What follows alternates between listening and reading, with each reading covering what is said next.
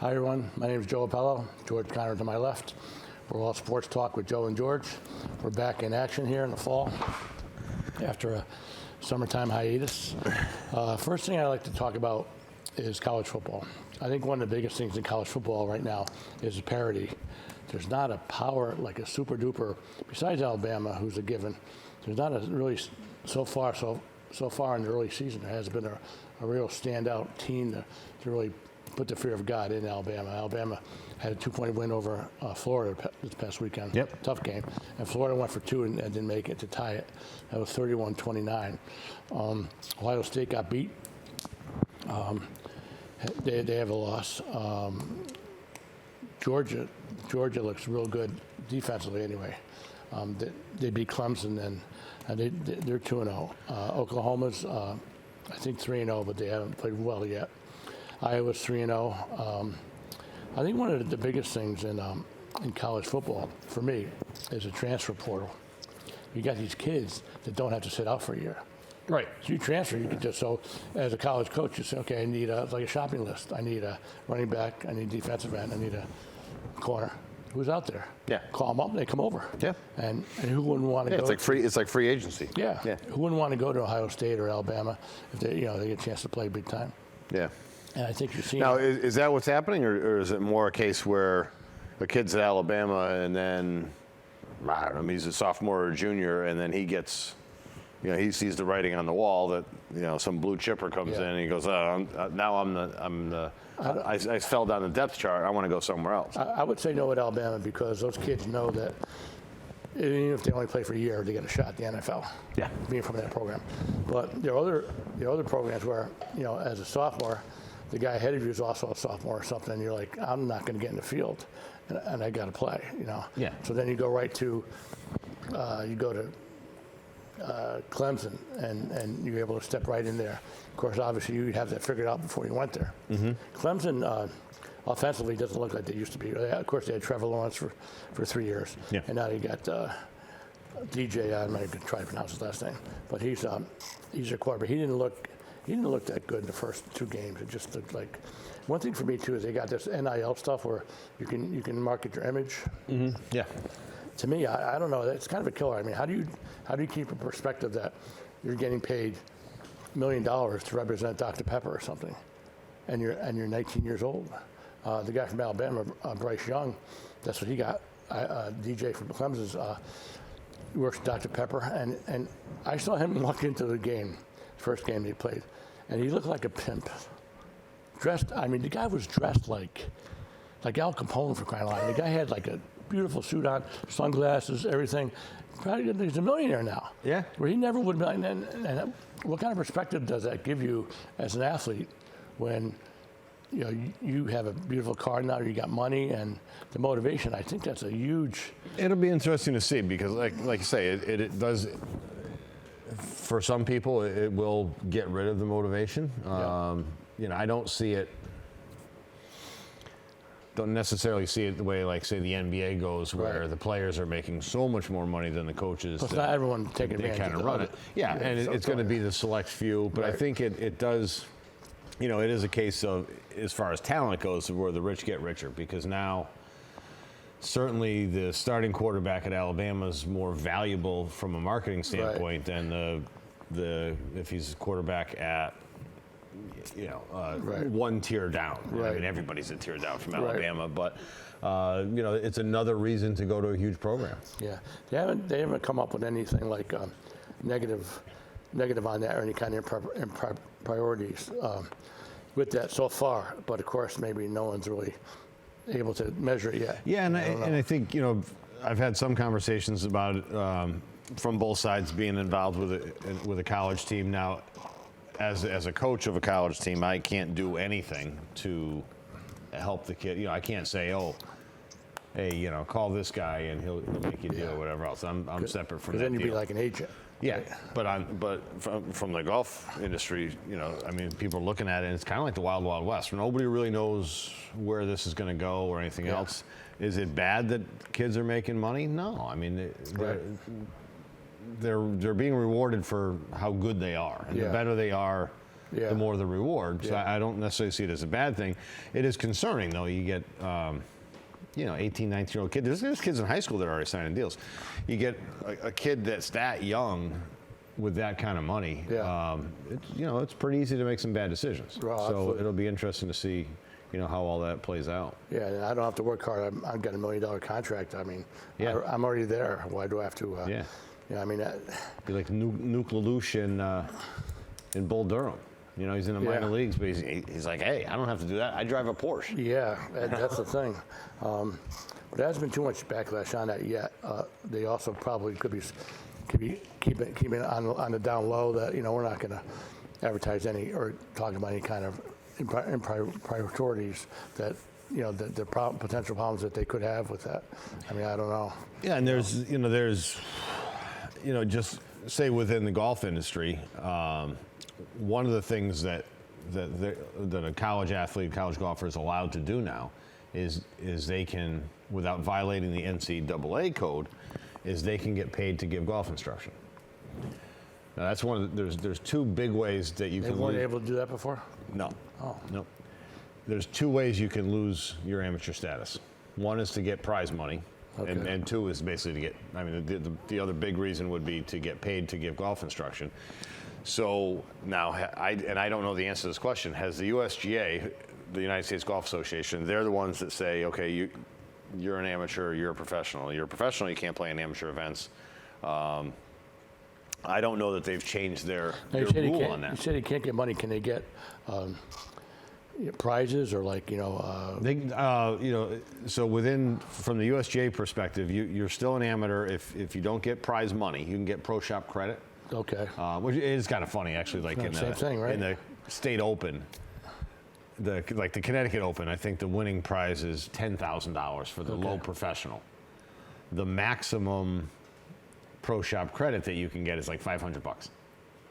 So a pro can actually finish third in the event and get a check for 10 grand, and the guy who wins the thing gets $500 in pro shop credit. But that's what it is. So, again, if the USGA is going to change that and allow a college golfer to charge for golf lessons, it'll be interesting. And I don't know the answer. Speak a little bit to the coaching end of it, where as a coach you can't even participate in football pools, right? Fantasy football, things like that. Gambling? No. There's zero tolerance with the NCAA. You can't gamble on anything. Squares in which squares people that have? Nope. Anything that the NCAA holds a championship in. Oh, okay. I can't do anything in those sports, which fine, I don't do it anyway. Yeah. But a college coach or somebody in the athletics department, horse racing, Yeah. MMA, boxing, go to a casino because Right. the NCAA doesn't do that. But there's been college football coaches that got fired for, like you say, filling out a March Madness bracket. Yeah. And putting their $50 in or whatever else. Yeah. Now Yeah. the question is, I know one of the cases, they ran a pool in the athletic. It was on campus. Okay. So the football coach got fired for it. I'm pretty sure that wasn't his first offense. The school wanted to get rid of him because everybody that was involved in that pool should have gotten fired. Right. So, Right. but the zero tolerance for gambling, which, like I say, is fine. It actually saves me money because I'd lose anyway. The NCAA is so fickle like that. Some things that you don't think are that a big deal are a big deal for them, and vice versa. Yeah, they pick their battles, Yeah. and they'll say, okay, we're not going to bend on this, but we'll bend on that. Yeah. And the student athletes owning their likeness, having rights to that, being able to make money because of their talent. I don't begrudge the athletes that. Right. And there's the big ones that we'll all hear about, but then there's little ones too. And within the golf industry, there could be, a company that I work with called Swing U. They have a good stat tracking program. And they're actually paying a little bit out to some of these college players and things like that. Right. It's not a lot of money that they're going to make off of it, but it helps both. The Swing U gets a lot more data of good golfers that they can, we can use for research and things like that, and the kids can, make enough money The for end of that is a tank of gas or something. what a joke UConn football is, isn't it? Oh, I mean, that is just like, why even bother to represent? I mean, I've said this before. I think it's time to just scrap the Oh, it's program. ridiculous. First of all, Etzel coaches 2 games, and at the end of the second game, or end of the first game, whatever it was, says, I'm going to retire at the end of the game. 2 games. Second. Yeah, after when they got beat by Holy Cross. Holy Cross, yeah. And he says, I'm going to retire. It's like, no, just get out. Yeah, just hit the Get road. out. You're a lousy coach anyway. You should never came back. He left the program in a lurch first time. Yeah. And then he just left him high and dry. And then went to Maryland and yeah. Didn't do nothing there. Didn't do anything there. failed miserably there. Yep. Yeah. No, I think the amount of money that program loses every Right. year, and a couple of years ago there was talk of getting rid of a lot of other teams. Right. To try to absorb the loss. Right. From football. I mean, to me, the answer is just get rid of football. Yeah. Right. I think by the end of the season, the rent is almost empty for the games. From They really everything can't- I understand, you can't drop down to Division II in football because everything's Division I, right? I mean, I think they could go 1 AA, 1 AA, yeah. which is It's like, it would save money, but I don't know if it saves much. yeah. Because now we go down to 1 AA. Maybe the expenses are slightly less. You're And- still giving scholarships, but the revenue goes away. Now, there's not a whole lot of revenue for home games, Right. obviously. Right. But they are going to Clemson, I think, in the next week or so, and I think Clemson's paying UConn like $3 million for it. 1.2 million to Oh, go only there. 1.2? Yeah, to get your butt kicked. Okay. Yeah, yeah. So 1.2. So that'll cut into Yeah, yeah. that'll cut into the deficit Yeah. or the loss that the team Now, the runs first at. 4 games, they've been outscored 146 to 21. And they got to 21 points last week at Army when they were trailing 42-0. They were 35-0 at halftime. Garbage points, yeah. Yeah, I think it was 42-0. They put a kid in actually from A&L Farms High School. I can't even pronounce his last name, and they scored 21 points somehow. Okay. I'm sure Army had their 3rd, 4th, 5th string in there. Yeah. And he scored 21. But other than that, they've been scoreless for 3 games. Yeah, I think it's. I mean, I don't see any future in this program. Yep. I They think got it's just- Wyoming this weekend, which is, they'll get dusted. Vanderbilt, UMass, Yale, Middle Tennessee, at Clemson, at Central Florida, and then Houston is their remaining schedule. So they're lucky if they scored 14 points in 7, 8 games. Yeah, I mean, Just amazing. can they win any of those games? Can they beat UMass? UMass, I guess, is probably their best shot, you know. But I doubt it there either. I mean, UMass isn't the low level that UConn is. I mean, it's just a shame. I mean, how that program is has. UMass better than Holy Cross? I think they're equal. Okay. Close, yeah. I would say close, yeah. And that's about the only chance they have to win. Yeah, outside chance, yeah. You don't think they'll beat Clemson? You imagine that? Now, Okay, we'll go double or nothing on the $1.2 million. what do you think the line's going to be at a Clemson game? The line would be 58. I don't know if you can get much higher than that. I don't know. But yeah, that's to me, UConn is it's unbelievable. Week 1, we haven't talking about specific games, but North Carolina was ranked in the top 10. Yeah. And Virginia Tech knocked them off Took it week to 'em, yeah. 1. Surprising, that Virginia Tech beat them. Yep. But also, that's a pretty high-level game for North Carolina to be playing Yeah.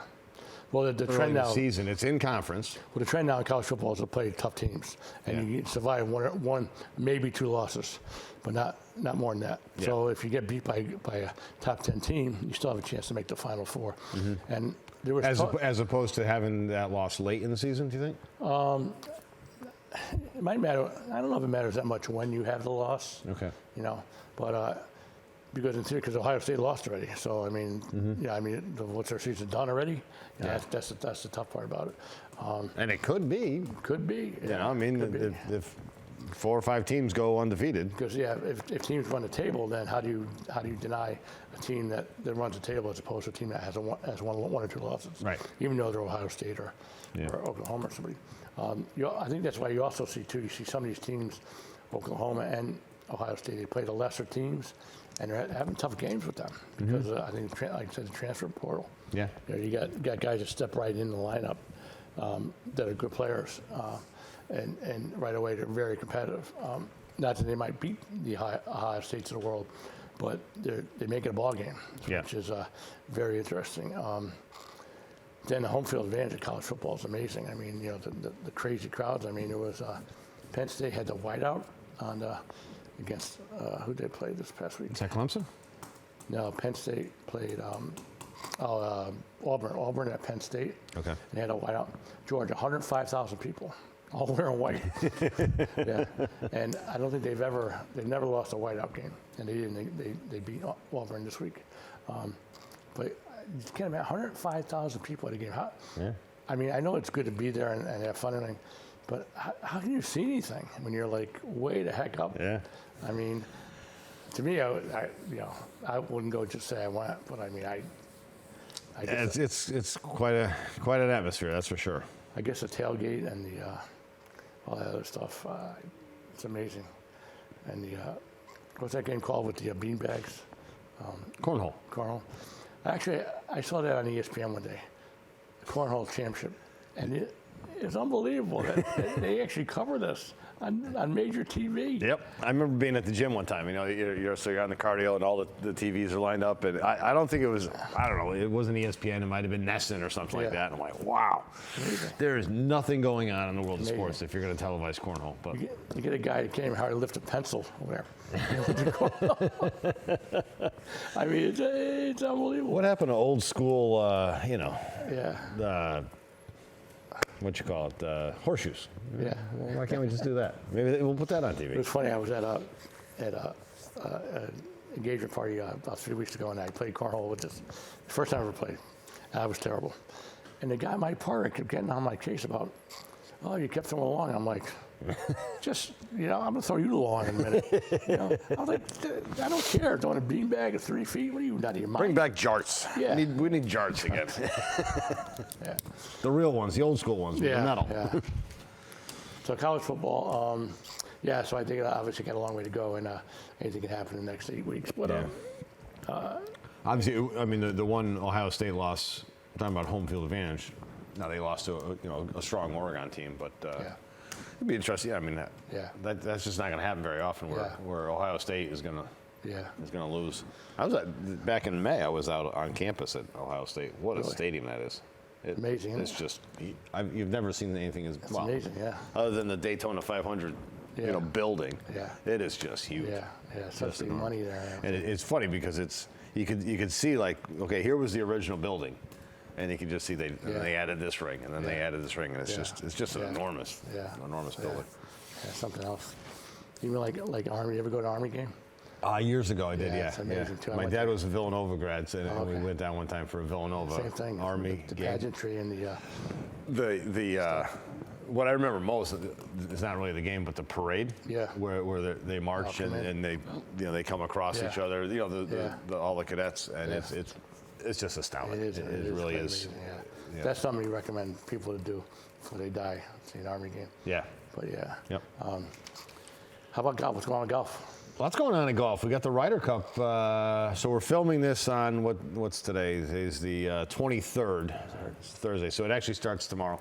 So I think by the time the show comes up, it'll be over. So I'm going to stick my neck out and make a prediction that the European team will win again. So explain the Ryder Cup for us. So the Ryder Cup is you've got 12 players from the United States. Okay. And this year, because it was supposed to be played last year. COVID, it got pushed back. How do you make the Ryder Cup? So there's a point system that runs. It typically would run across 2 years. Okay. Weighted more heavily in the second year than the first year, because this year they had 3 years. They mixed it up a little bit. So the United States had 6 players qualify on points. And then, how does that work? Do you work for a better tournament or something? Yeah, so in all the tour events that you play in, you get points, and then the majors you get more points, and so if you finish third, you get some. You don't get as many if you finish first, and so and that accumulates. Like I say, weighted more heavily in the second year than the third or than the first. Right. So the U.S. this year took the top 6 players off the points list, and then gave the captain Steve Stricker 6 captain's picks. And the Europeans took 9. Now the Europeans have to have multiple lists because there's some Europeans that play almost So back in the United exclusively. States, so you get 6 Yeah. automatic bids per se? Yeah, automatic. And then you get 6 And then, selections. and then 6 wild card picks or whatever you want to call it. Picked by the captain. So Stricker picked Tony Finau, Alexander Schauffele, who won the gold medal at the Olympics, Jordan Spieth, Harry English, Daniel Berger, and Scotty Scheffler. Kevin Na was the one name that was kind of left off that list. Kevin has played really well all year. English and Berger, I've never heard of. Not that I'm a golf guy, but Yeah, solid players. Both have a few wins. Okay. It's one of those cases too, and I think the advantage of the captain's pick is you pick them late, and so you take a guy who was hot. playing well. Problem is, in golf you could be hot for 3 weeks and then Yeah. poof, it's gone. They pick their friends, or good guy, better guys, teammates. I think they try to. There's a little bit of everything. Most of it is who's playing well, and then there's chemistry, and who. If it's on this team, there really isn't that case where Tiger Woods and Steve Stricker played really well together. So if it was a case years ago where Stricker wasn't on the team by points because he pairs so well with Tiger Woods, because except for Sunday, it's you get paired with a partner and you're playing 2 guys from the other team. So they could do it that way. The other, I mentioned Kevin Na. Patrick Reed is the other guy who was certainly in the conversation. Now, Patrick had been sick. He had pneumonia, but a great record in the Ryder Cup. Not a very likable guy. Right. But they've got Bryson DeChambeau, who's apparently not very likable either. Yeah. So they've got, the U.S. has more drama going on, which has kind of always been the case, I think. Whereas the Euros know each other. So you got 12 better. guys from each team, and they play pairs. Yeah. So Friday is they play foursomes and 4-ball. So there's a morning and an afternoon program. So the Euros will put out 4 twosomes, and I don't know, say John Rahm and Tommy Fleetwood get paired together. Okay. And they'll play against Colin Morikawa and Dustin Johnson, say. So in the morning, foursomes is basically alternate shot. In the U.S., we'd call it alternate shot. So you and I are a partner. I hit a tee shot, you hit the second shot, I hit the third shot. And then at the end of that hole, we make a 4, they make a 5, we win that hole, so we're 1 up. Okay, so then next hole, do I tee off then? Or does it work? Yes, yeah. So if I teed off on the first hole, I'm going to tee off on odd numbered holes. You're going to tee off on even numbered holes. So it's not who holds out the last ball. Right. So that's foursomes, and I'm not sure what the order is, but so Friday and Saturday there'll be 4 foursome matches and 4 4-ball matches. In the U.S., 4-ball is what we're more accustomed to. So I play my own ball, you play your own ball. I make a 5 on the hole, you make a 4 on the hole. Okay. Your hole counts, or your score counts. So whoever makes the low score for a team. Okay. So now you make a 4, they made 2 5s. Okay. So they make 5 on the hole as a team, we make 4 on the hole as a team. So win the hole. We win, so we're 1 up. Okay. And then as it comes out, so if you are watching and you see. John Rahm and Tommy Fleetwood win 3 and 2. 3 and 2 means that they're 3 holes up with only 2 holes left. Okay. So it's over. And just stop there. Okay. Yeah. Then on Sunday, everybody goes out in singles. Oh. So it's kind of neat the way they do it, and there's all these strategies of if a team's winning or if a team's losing, what order do you put your players out in? Okay. In the Ryder Cup, it's not known, meaning Steve Stricker will just put 12 names on a sheet of paper. Number 1 is this guy, number 2 is that guy. And then Patrick Harrington, who's the captain of the Euro team, does the same thing. And then they just open up the envelope and say, oh, you're playing this guy, you're playing this guy, you're playing this guy. Okay. In the event of an injury, both captains put a name in an envelope. So if a European gets hurt and can't play, then the U.S., whoever's name was in the injury envelope or whatever else is out, and that match is a half. So there's no advantage to anybody else. There's no alternate or guy. Nope. No, you can't sub in or anything like that. So, but there are 12 players on each team. So there's been times It's a team effort, really. I mean, it really is. It absolutely is. I don't see it happening this year because it really isn't the case. But there have been times where somebody got on the team because of points and are really in a funk when the Ryder Cup comes around. So they might play in one match earlier, on either Friday or Saturday. Okay. And then obviously they have to play in singles. But if you get a guy who's not in good form, he's going to have to play on Sunday. Right. But you can kind of hide him. Right. It's a fun event. I've gotten to go a couple times. I went to Brookline, and then I was out at Medina, both of which were Did they all say England and here? somewhere in Europe and then in the U.S. Yeah. Yep. Originally, the Ryder Cup was just Great Britain and Ireland, and then Seve Ballesteros. I think one of everybody's favorite players, certainly mine. Really lobbied hard to get the European continent onto that team, and it was probably the best thing that could have happened for the Ryder Cup, because the Ryder Cup prior to that was just not competitive at all. The United States just would win. It wasn't even on TV. Nobody even cared. Wow.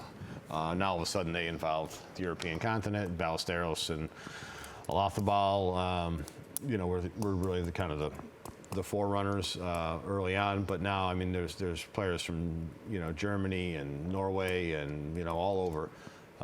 Lee Westwood, by the way, will be Lee Westwood from England.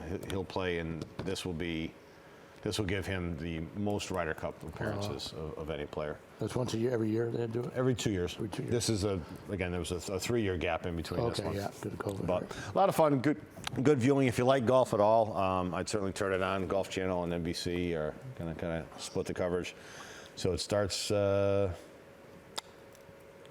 24th, Friday the 24th. Okay. You don't hear much about Tiger Woods, huh? Anything about him? No, not a lot. You see some spottings. He might, because he's Tiger Woods. If Think he's done? I hate to say it, but I think so. Yeah. I think Yeah, I would think the so. injuries were extensive enough Yeah. that physically it'd be hard to come back. That's one thing about mentally. golf. You have to walk the course, right? Yeah, I mean, you can certainly walk the course. There are certain levels you can get exemptions. Like John Daly had one, didn't he, a couple years ago? Well, on the senior tour, they can ride. Oh, okay. But there's been a couple exceptions. But Right. the physical side of it is one thing. The mental side, to be at that age, having achieved everything that he has achieved, and Yeah. the road back here, I think, is far longer and steeper than the surgeries that his back surgeries and knee surgeries that he's come back. And he's done it a lot. I would think the worst thing about that is you didn't go out on your own terms. Yeah. You just went out because you obviously get hurt, Yeah. and that's got to be a tough one, because like you got a guy like Derek Jeter, for instance, he went out on his own terms. Mm-hmm. He went out there and he retired at the right time, and he probably still has some left, but he was just like, it's enough. Yeah. You get to a point where, and I think as an athlete, when your playing days are over, you need another challenge. And a lot of guys go into obviously the administration of their sport or maybe coaching, but just to go off the grid and do nothing is just, I think it's trouble for these guys. Yeah. Because they're so used to the glory and the lights and the admiration and stuff. I mean, it's just got to be a tough thing to handle. Yeah. Then you don't need to take steroids anymore. And so kind of transitioning into baseball, and before we get too far, Jeter hit the walk-off. Yeah. I think it was a single, but Yeah. a walk-off game-winning single. David Wright hit a home run in his last at bat. You think both of those were kind of tipped off? Like, It's amazing. This is what we're going to do? I think Jeter ended his career with 3,000 hits, I think, too. Okay. Yeah, that's amazing, isn't it? Yeah. But you think there's a little arrangement here? I don't know. Yeah, sometimes you got to wonder. I was watching a game the other night. What game was that? Oh, it was the Chargers and the Cowboys. And the Chargers had 2 or 3 touchdowns called back because of a minute nitpicking penalty that was, there's no way. Yeah. It's like, but after the touchdown, then all of a sudden the flag goes out. So sometimes you wonder what goes on with that. Yeah. There was one a holding call I saw in the game. The guy was running the pass pattern, and the defensive back just wanted to it just grazed him, and they called a hold. It was just like, it's football. But baseball-wise, now you get all the pennant races are coming to an end. Yep. Great races, and especially the American League. You got the Red Sox and Yankees and the Blue Jays fighting for those 2 playoff spots. Yankees drive you crazy. Boy, they drive you crazy. And they, at one point they were hot. They won 13 out of 14. Then they were like 5 and 12, and then they lost 4 in a row. And they're just up and down, up and down. And 2 out of 3 to the Mets. yeah. Those are crazy games too. How about Lindor and Baez with the? Did you see all that with that? I did. One of the kind of it was to me it was amusing. I don't know if you watched the Saturday night game, which was the 20th anniversary of 9/11. I thought what Major League Baseball did and the Yankees and the Mets. Yeah, that was amazing. I thought it was fantastic. That was amazing, they had Bobby Valentine and Joe Torre throw out simultaneous first pitches. Special uniforms, first responder hats. When it was lining up for the national anthem, instead of the Mets on the first base line and the Yankees on the third base line, they intermingled. Sing Kumbaya, everybody was together. Yankees won that game. 24 hours later, they're clearing benches, they're jawing at each other. I'm like, okay, we're back to baseball now. Was that 9/11 day? They also had all the old players come back and stand next to the first responders. John Franco and all those guys. That was amazing. Yeah, I thought they did a great job, but it was just the 180 degree turn to the next game where now we're back and Lindor is jawing and standing. I saw a piece on the guy that played defensive tackle for offensive tackle for the New England Patriots. Joe, do you remember his last name? He played at Southern, and he was like a long shot, and he made the Patriots. Anyway, I forget his last name. Anyway, he had 3 brothers that were 9/11. Oh. 3 firefighters, and then when he heard that, he called up and found out they all went in there, and they all survived. But he was just like,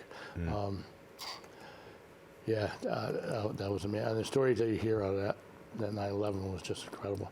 How about this thing? Not to go off course a little bit. How about this thing with this Gabby Petito, the girl from Florida?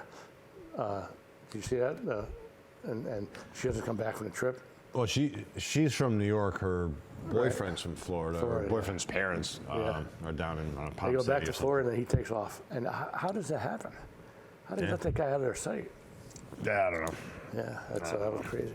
Anyway, wild cards. Let's see. Boston and the Yankees are.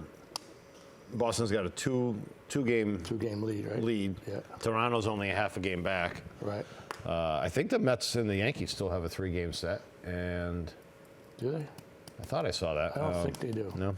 No, I think because the Yankees have Boston this week, the Blue Jays. I don't think they have the Mets. I don't know why. I just don't think that. Anyway. And the National League is kind of over. Well, I mean, the Reds are 4.5 game back out of behind St. Louis. I mean, obviously. So you got the Giants, Dodgers, and the Brewers are all in, right? Yep. And then you got the Braves and the Cardinals, I think, are. And then the Dodgers. Well, the Braves are leading the Eastern Division. Right. They're actually behind the Cardinals. So the Dodgers have 1 wild card. Dodgers have a lot. I mean, they're locked up. Yeah, but they're all locked on 1 wild card. Yeah. The other wild card will go to St. Louis. Right now, St. Louis with Cincinnati 4.5 back. So the only thing that could. I mean, and if the Phillies somehow sneak past the Braves are out because the Phillies are behind the Reds, and the Reds are first guy out. Okay. So I mean, to me, that's kind of set. Right. So somehow the Phillies sneak in there, but Padres are 6 back. Mets, my Mets, they did it again. An entertaining season, this and the other thing. They just went in a slump at the worst possible time, and now it's over. To me, watching the Mets a lot, I think their biggest problem, in a nutshell, to me, is Rojas, their manager. I think this is the end of Rojas. Yeah. I just don't. The guy has no idea what he's doing. Lineup-wise, rotation-wise, bullpen-wise. You see, the other night they played last week. They played the Marlins, and they had I think they had second and third with 1 out, and then DeGraza was up for the Marlins, who's their best player. Yeah. And he pitches to him instead of walking, and he hits a shot, and they have won the game. He has made some pretty bad. Never plays Dom Smith. Yeah. At all. Didn't play Brendan. At one point, Brendan Drury was so hot It was unbelievable. And he just kept him on the bench as a pitcher. Never played him. Then he plays Jeff McNeil all the time, who's absolutely had a terrible, terrible year. I don't know what happened to that guy, but he's so done. To me, Conforto is, I wouldn't say terrible, but he's just not any good. He looks good. He's got a great, he's built good. He's got a nice swing, good athlete, but doesn't do anything. Yeah. Doesn't do anything for me. Honestly, with the exception of Alonso, offensively, it's been a disappointing season. Nimmo's not bad. You kind of like his hustle and but I mean, they kept it together for, you get as a Mets fan, you get to September 1st and you're still in the mix. Yeah. It's great. I mean, they had a 4.5 game lead. It seemed like forever going through the summer. And I think Rojas, I don't know if he got lazy or he kind of made these rotational decisions and bullpen decisions because he had a 4-game lead. Yeah.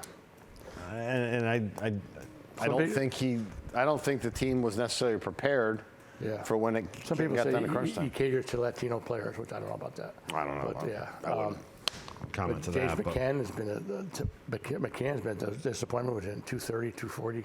Yeah. Average everything. I mean, I also think if you're looking for a lot of offensive production out of your catcher, you're probably going to be disappointed. There's not a whole lot of funny part about that, as bad as the Yankees catching has been between Sanchez and Higashioka, they've got most home runs I think of any catching duo. Yeah. In the league. And then third base, they've had VR there. They've had J.D. Davis. Baez, you want to keep Baez, or what do you think about him? I'm not a Baez fan at all. Either, yeah. At all. High energy, whatever else, but I mean, He's a nut job. He's out there. But what kills me is that guy will swing at anything. Oh God. You get 2 outs on Baez. We could get him out. You just throw it in the dirt and he's going to swing at it. See, one time he missed the ball by the ball bounced in front of the home plate by like 10 feet. Yeah. He swung at it. Yeah. How in the world do you do that? Well, maybe It's amazing. he was a cricket player.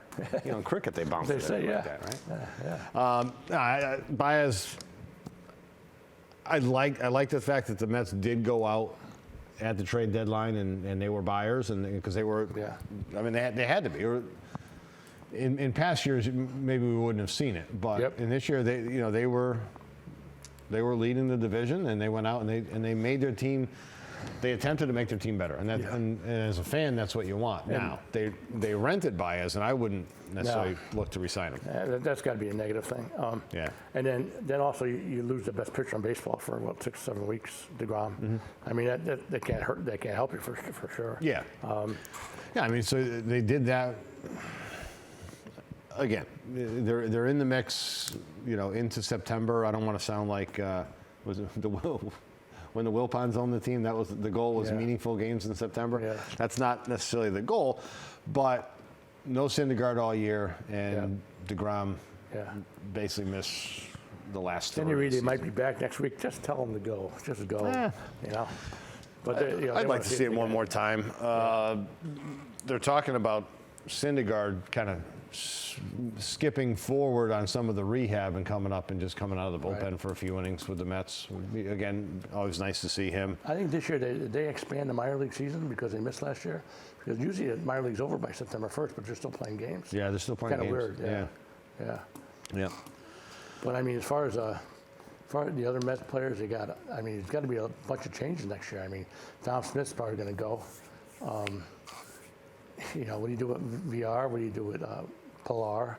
You've got J.D. Davis. You've got all these question marks. Mm-hmm. And what do you do with all these guys? But the thing is with Rojas, it was so funny. I watch these games, right, and I see Rojas doing this, George. Nobody's looking at him. Now, nobody's looking at the guy, and the guy's like this, like giving signals. Maybe there's a lot of mosquitoes. Yeah, what signals are you giving? There's nobody on base, pitcher's on the mound. You're not telling him what to throw. Yeah. He's just out there. He just doesn't. He's got no clue. I mean, you can't just not ever be a manager and just go out there and be a major league manager. Now Boone, I think Aaron Boone. I think if they don't make the playoffs, I think Boone might be gone. Yeah. But I don't know if you heard Boone's response. He goes, "Well, I'll be fine whatever happens." Boone to me is too afraid to criticize anybody, and he's not tough enough, and he's got to be everybody's friend. He's a heck of a nice guy, and and there's a fine line there between being a friend, a manager, and somewhere in between. I don't have the answer, but I mean, he's always making excuses for these guys, right and left, and then like last night they had their biggest game of the year last night, and he didn't start Rizzo. Yeah. He started Voit at first. Voit made a big error. Would Rizzo been on? Would that have been on? Did they say why? No, I think he needed a day. That's his excuse. Okay. You need a day. And you don't need a day now. You have a day in 2 weeks when you have the whole winter off. That drives me nuts about him with the line and the lineup. He moved Torres over from short to second, which I think was a good move because mentally that guy was out of it. But then he put Urshela at short, who's a third baseman, and he put DJ back to third, and they played Rizzo and Voit at first. Joey Gallo, I don't think, he's either a home run or a strikeout. Great defensively. So you asked me about Baez. What do you think about that? I would not sign that guy. No. Did you like that they picked him up? I think, like I said, it was a rental, but I don't think they needed him. Yeah. For what he brings to the table as far as the strikeouts and the attitude, I think he brings Lindor down with him. Lindor had an attitude a little bit with Baez. They're like two peas in a pod. But physically, he's a good player. But he's always been crazy. Basically crazy. He's a crazy guy. Yeah. And of course he's going to want big money, big money. And I don't think it's worth it. I mean, it's bad enough the things with Lindor, they gave Lindor all that big contract, but they had Lindor under contract for one more year. They could have waited a year to see what kind of year he had, and then give him the $340 million for 10 years and got away with that because he was making whatever this year. Because you've got about 5 or 6 shortstops, free agents coming out next year. Corey Seager, Carlos Correa, Trevor Story. There's a few of these guys that are good shortstops that are in their prime that are going to be free agents that you could have, you shopped around a little bit. Yeah. So that'll be interesting to see what happens there. But they got to make a lot of changes. I don't, Dom Smith's a great first baseman defensively. Alonso's not bad.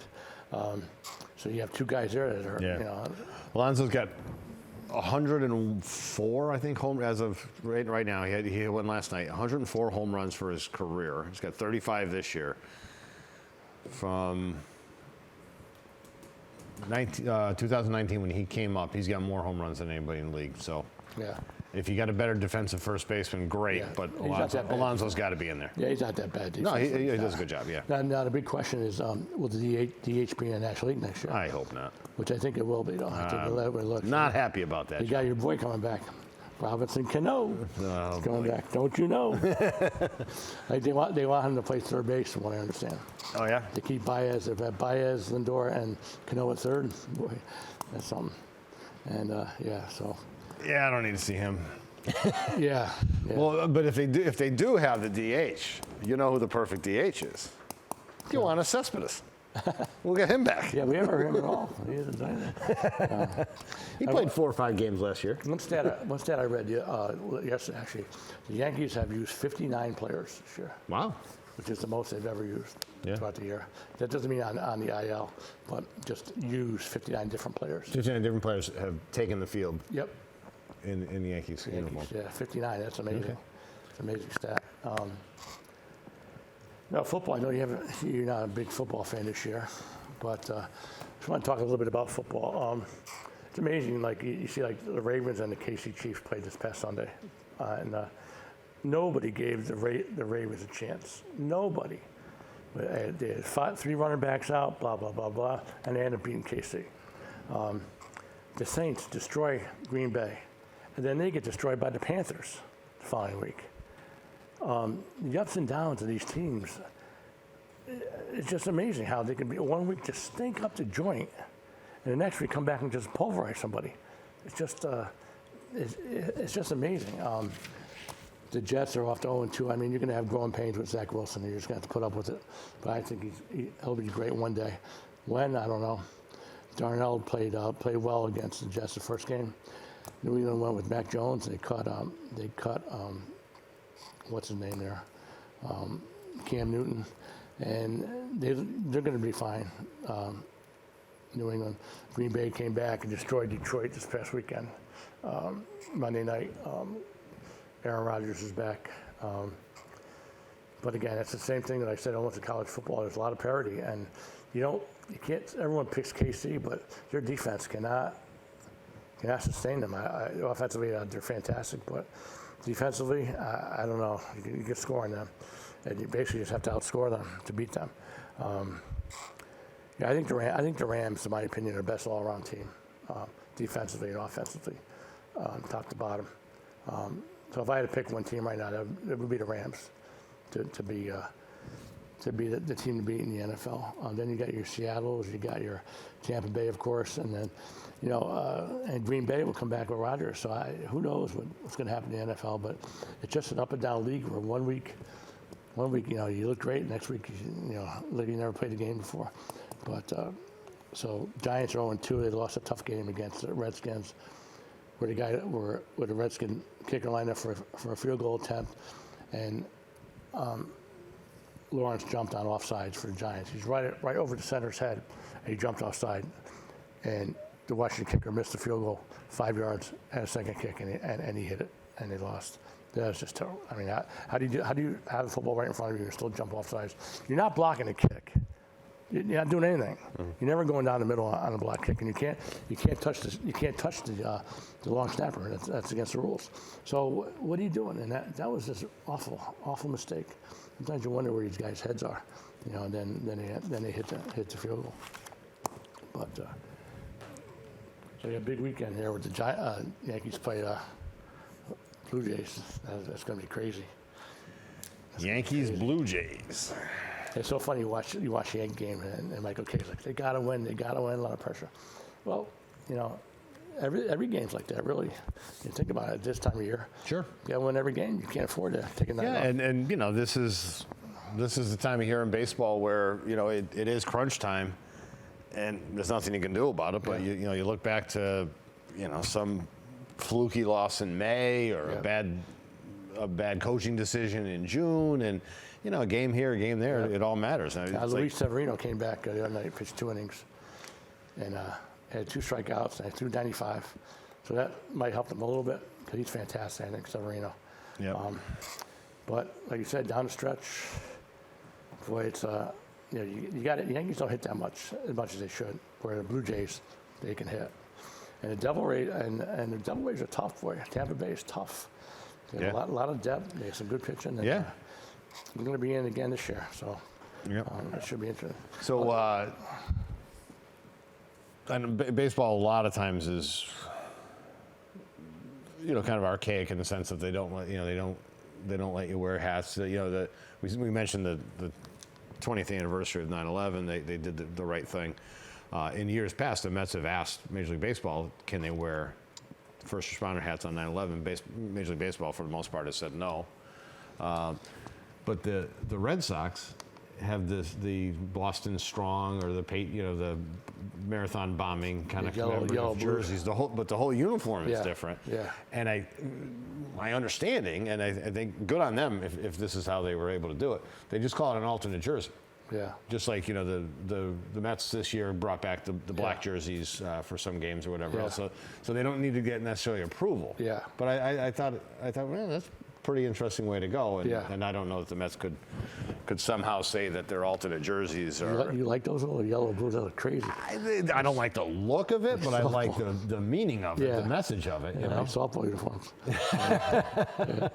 Well, they had their Friday night jerseys are a little funky too, aren't they?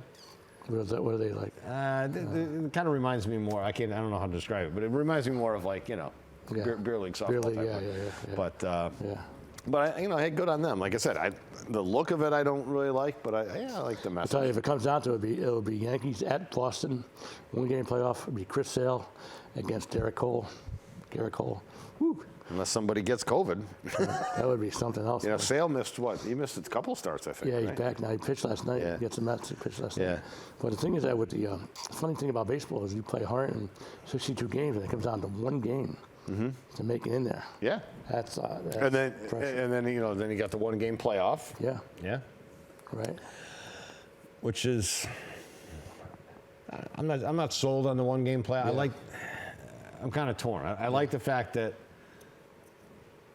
you're going to fight really hard to not have to play that game. Yeah. So if you're leading a division, you don't just sit everybody down, and there still is a reason to to That was keep one good going. thing. They used to expand the rosters to 40 guys in September. They didn't do it this year, thank God. They'd be like, they have a dugout and you couldn't get a seat. This guy, how you doing? I'm Bill Smith. Yeah, I'm John. How you doing? Yeah. And is that a COVID policy? So there's fewer I don't people think in so. the dugout? Well, I think one is the minor leagues are still playing, and two is that it was just ridiculous. Yeah. Just because the other thing they're talking about the speed of the game. You get guys, you have 15 pitchers in bullpen. So you can just go back and forth, back and forth, back and forth. Yeah. There's been a move in the minor leagues where they had, I don't know if you heard about it. They put the rubber back 1.5 foot. Put the rubber back. This is in minors? Yeah, 61 6 inches, and they saw no difference. Yeah, batting averages, nothing like that. Yeah. But they also put a time limit on the pitching, 15-second time limit to pitch, and that cut the games down by 20 minutes, which was good. Okay. And it brisked away. Some of these guys they sit there, they look in, they go back and forth. Yeah. And that's a good thing to speed up a little bit. Yep. I like the 3 batter rule for relief pitchers when they bring them in. I think that's a good thing. Yeah, I'm okay with it. What about the starting a man on second for extra innings? I like it. I'm kind of okay with it. I don't like it. I don't have a problem with it. I Well, mean, it's interesting, because when they were talking about it, before they did it, well, do you bunt the guy over? They said, well, statistically, you don't bunt the guy over. Yeah, It's just a bad idea. Yeah. But really, what it came out to is if you're batting at the top of the inning, you got to score 2 runs. right. Yeah. Put a crooked number up. Yep. Yeah. You get that guy. They say, yeah. You get that guy home from second. Yeah. You're not in the driver's seat yet. Problem is these guys don't know how to freaking bunt. God forbid. I mean, but statistically, it's amazing how the drop off of a man on second with nobody out, the probability of a run versus man on third, 1 out. I mean, it's Well, that's night where and day. the art of smart hitting or is lost. Where these guys, you got to run around second with no outs. You got to get in third somehow. Yeah. Hit the ball to the right side or bunt it, but don't strike out. They all strike out. A man on second, nobody out. 1.068 is the probability. Man on third with 1 out, it goes from 1.06 down to 0.8. So it's a pretty big drop off to bunt that guy over. Yeah. Now I think was it the Yankees game? But the Mets failed to score in the top of the top, and so now you say, okay, well now. Yeah. Now do you bunt the guy over and hope for a fly ball? Yeah. They didn't. Yeah. Which was the right move. Actually, I think this was in the Nationals, and they didn't bunt the guy over. Yeah. Because really, you say, oh, you bunt him over and hit a fly ball. You only got 1 chance at a fly ball. Yeah. Now you got 2 outs. So. Yeah. All right, Joe. I think we're out of time. I think that's it. All right. Good job. We'll see what happens with baseball playoffs. Hopefully, the Yankees make it. All right.